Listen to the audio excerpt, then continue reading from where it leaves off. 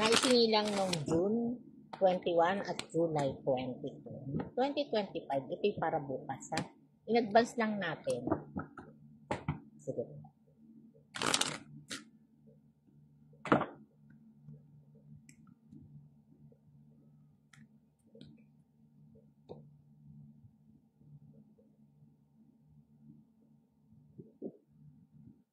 Dito po, no, pinapakita pa rin po, no, na talagang isang earth energy, no, ang isang mainit, no, na maaaring magkaroon ng connection mula sa nakaraan, ang maaaring bumalik sa buhay mo bukas, Cancer, ha?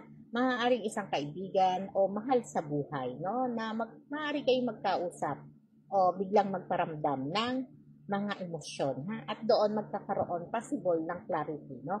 At mag-ingat din po no sa pagbibigay ng mga ng mga komento no dahil maaaring ito ay pagmulan ng isang mainit na talakayan o pagtatalo ha.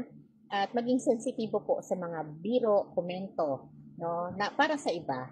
Siyempre no ang maswerteng kulay ay kulay puti no na magdudulot ng kapanatagan ng kalooban no at ang numero ito ay magbibigay sa iyo no, ng tiwala sa iyong sarili.